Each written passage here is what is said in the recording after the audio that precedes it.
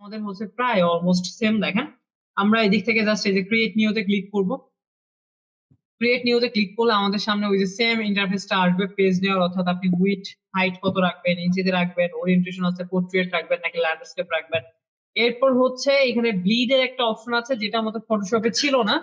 ব্লিডটা কোথা থেকে আসতেছে? ব্লিডটা আসতেছে হচ্ছে আমরা ওই যে বিজনেস কার্ড বা কোনো একটা প্রিন্ট মিডিয়া ফাইল যখন আমরা মেক করেছিলাম তখন আমরা কি করছিলাম, আমরা হচ্ছে আপনার ব্লিড এ রেখেছিলাম, ট্রিম এ রেখেছিলাম, সেপ এ রেখেছিলাম। এই যে যে ব্যাপারগুলো আছে এগুলা চাইলে আপনি সরাসরি এই দিক থেকে হচ্ছে ব্লিড এরিয়াটাকে রাখতে পারেন। তো যে ব্লিড এরিয়াটা আপাতত আমরা 0 করে দিচ্ছি। এরপরে যেটা আছে সেটা হচ্ছে কালার মোড। কালার মোডটা দেখেন আরজিবি নাকি সিএমওয়াই কে রাখবেন, আপনি এদিক থেকে সিলেক্ট করে দেখেন এখানে কিন্তু আরজিবি এবং সিএমওয়াই কি আছে জাস্ট। ঠিক আছে। এরপর প্রিভিউ মোড, এই হচ্ছে জাস্ট এখানে বিষয়টা। আর আপনি যদি ক্রিয়েটে ক্লিক করেন, ক্রিয়েটে ক্লিক করলে আপনার একটা পেজ কিন্তু ক্রিয়েট হয়ে যাবে। এই ব্যাপারগুলো কিন্তু আপনারা জানেন। এই যে একটা পেজ কিন্তু আমাদের ক্রিয়েট হয়ে গেল। এখন যদি আমরা একটু ব্লিড এরিয়ার দিকে আসি, আমি জাস্ট ফাইলে যাব, দেন নিউতে যাব। নিউতে যাওয়ার পরে এই যে আমি যদি এখন ব্লিড এরিয়াটা রাখি, যেমন 0.125 করে রাখবো নাকি 0.25 করে রাখবো, যেটা ইচ্ছা আমি রেখে ক্রিয়েটে ক্লিক করলে দেখেন আমার কিন্তু এখানে সরাসরি যে একটা ব্লিড এরিয়া চলে আসছে। ওকে, এটা হচ্ছে আমার ব্লিড এরিয়া। এরপরে আপনি যদি আবার ফাইলে যান, নিউতে যান, নিউতে যাওয়ার পরে যেমন এখানে আর্টবোর্ড আছে, যেমন আপনি আর্টবোর্ডের যে ব্যাপারটা সেটা হচ্ছে কিরকম, আপনি এখানে আর্টবোর্ড ছিল একটা, আপনি যদি সাপোজ দুইটা রাখেন, টু রেখে ক্রিয়েটে ক্লিক করেন, দেখেন আপনার একই ইন্টারফেসের মধ্যে দুইটা পেজ চলে আসছে। এটা হচ্ছে আর্টবোর্ডের সুবিধা। অর্থাৎ আপনি কয়েকটা আর্টবোর্ড একই সাথে নিয়ে কাজ করতে পারবেন। অর্থাৎ ফাইল থেকে নিউতে যান, আর্টবোর্ডে আসেন, আর্টবোর্ডটা ধরেন আমরা দুইটা থেকে চারটা করে ফেললাম, চারটা ক্রিয়েটে ক্লিক করলাম, তাহলে কি হলো, আমার আর্টবোর্ড চারটা হয়ে গেল। এই হচ্ছে জাস্ট আমার কিছু সুবিধা এখানে। এছাড়া এই যে ইলাস্ট্রেটরের যে টোটাল ইন্টারফেসটা আছে, টোটাল ইন্টারফেসটা আমরা চাইলে ইউজ করতে পারি, এটা একটা বিষয়।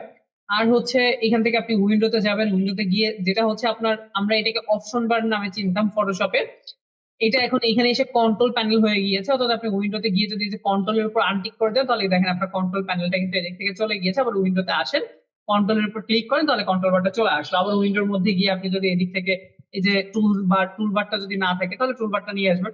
আর দ্বিতীয় বিষয় হচ্ছে যে আপনার এখান থেকে অনেকে থাকবে বেসিক করা থাকবে, অর্থাৎ এরকম কয়েকটা টুলস থাকবে, আপনারা যে উইন্ডোতে যাবেন, টুলবারে যাবেন, টুলবারে গিয়ে এটাকে অ্যাডভান্স করে দেবেন। ওকে, তাহলে সবগুলো টুলস এর দিক থেকে চলে আসবে। এরকম সিম্পল যে সেটিংস গুলো আছে এগুলো আপনারা একটু ক্লিয়ার করে ফেলবেন।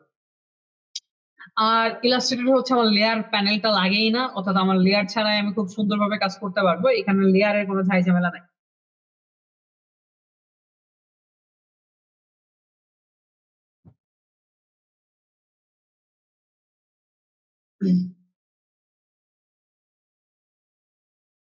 আচ্ছা, এরপরে হচ্ছে আমরা লেয়ার প্যানেলের কথা বললাম, এবং টোটাল ইন্টারফেসটার কথা বলছি, যে টোটাল ইন্টারফেসটা আমরা চাইলে ইউজ করতে পারবো।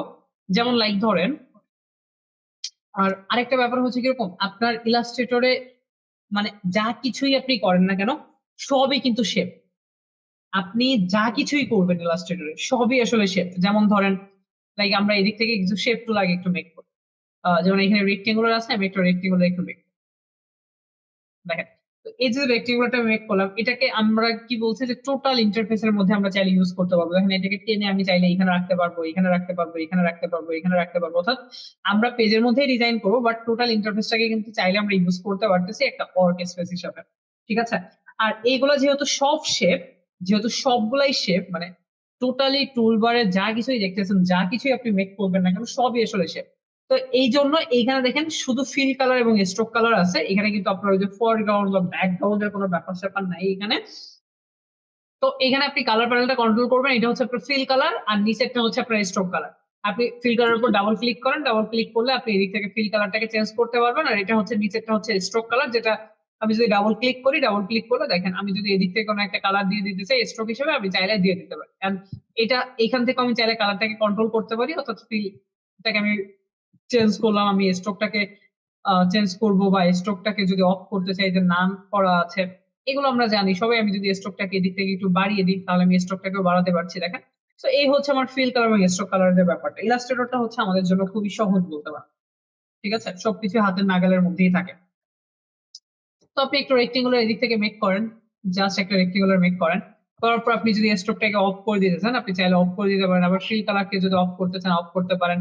ফিল কালারকে দিতে চাইলে আবার দিয়ে দিতে পারেন। এই গেল আমাদের ফিল কালার এবং স্ট্রোক কালারের কাজ।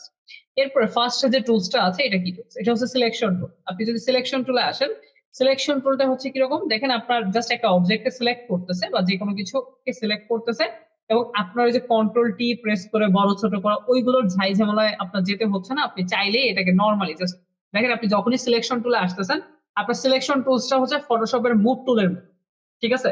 মানে ফটোশপের মুভ টুলের যে যে কাজগুলো ছিল আপনি চাইলে সিলেকশন টুল দিয়ে সেই কাজগুলো করতে পারবেন। তো আপনি দেখেন এটাকে বড় ছোট করতে পারবেন, জাস্ট বড় ছোট করেন। আপনি যদি রোটেট করতে চান আপনি চাইলে রোটেটও করতে পারেন, সিলেক্ট করে আপনি যদি রোটেট করতে চান দেখেন আপনি রোটেটও করতে পারছেন। অর্থাৎ আপনার এখানে আলাদা এক্সট্রা করে কন্ট্রোল টি প্রেস করে বড় ছোট করতে হচ্ছে না। এরপরে যেটা আছে সেটা হচ্ছে আমাদের ডিরেক্ট সিলেকশন টুল। এই ডিরেক্ট সিলেকশন টুলের কাজটা কি আরো মনে আছে? ডিরেক্ট সিলেকশনের কি কাজ?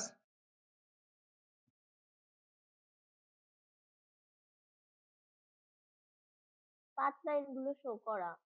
জি, কোনাগুলো ধরে বড় ছোট করা যাবে।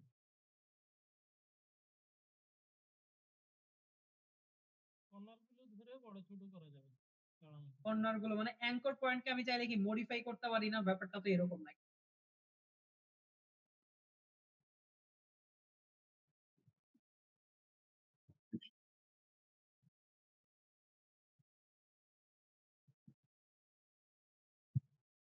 আচ্ছা, তো যেমন হচ্ছে দেখেন আমি যদি এদিক থেকে ডিরেক্ট সিলেকশন চলে আসি, জাস্ট এই অ্যাঙ্কর পয়েন্টটাকে টেনে আমি এখানে রাখবো। দেন হচ্ছে এই অ্যাঙ্কর পয়েন্টকে টেনে লাইক আমি এখানে রাখলাম। দেন এই অ্যাঙ্কর পয়েন্টকে টেনে আমি এখানে রাখবো। এই অ্যাঙ্কর পয়েন্টকে টেনে আমি এখানে রাখতে পারি। ইভেন এখানে আরো একটা ব্যাপার আছে, কিরকম ধরেন আপনি যখন নর্মালি ডিরেক্ট সিলেকশন চলে আসলেন দেখেন আপনার অ্যাঙ্কর পয়েন্টের পাশে এরকম একটা গোল কিছু চিহ্ন আসতেছে।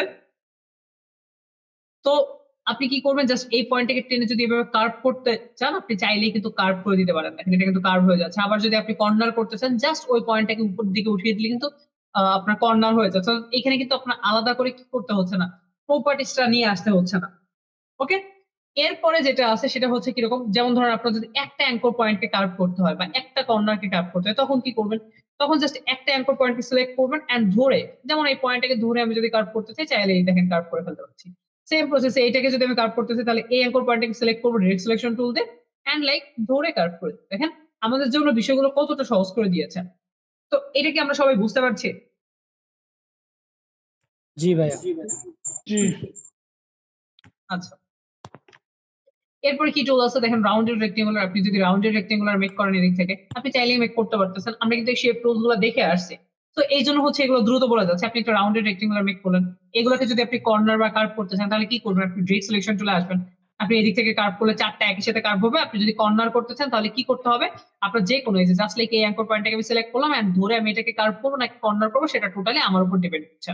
আমি এই যে এইটুকু অংশকে সিলেক্ট করলাম, অর্থাৎ এই যে অ্যাঙ্কর পয়েন্ট গুলো আছে এন্ড ধরে আমি এটাকে যদি কার্ভ করতে চাই আমি চাইলেই কিন্তু কার্ভ করে দিতে পারছি। ওকে, এই হচ্ছে আমার যে কর্নার এবং কার্ভের বিষয়গুলো। তো এই দিক থেকে আমার রেক্টেঙ্গুলার টুল দিয়ে আমি কার্ভ করতে পারছি, রাউন্ডেড দিয়েও আমি করতে পারছি। এরপরে যেটা আছে সেটা হচ্ছে এলিপস। তো আপনি একটা এলিপস মেক করেন, এলিপস মেক করলে দেখেন একটা এলিপসই এত আসবে। আপনি ডিরেক্ট সিলেকশন টুলে আসেন, এটাকে আর কি বা কাজ করতে পারি আমরা ডিরেক্ট সিলেকশন টুলের মাধ্যমে অ্যাঙ্কর পয়েন্ট জাস্ট আমরা এদিক থেকে কি করলাম, এটাকে একটু চাপিয়ে দিলাম। দেন এটাকে যদি একটু এদিক থেকে বাড়িয়ে দিতে চাই আমরা চাইলে এই কাজগুলো করতে পারি। এরপরে এখানে কিছু স্ট্রোকের ব্যাপার স্যাপার আছে।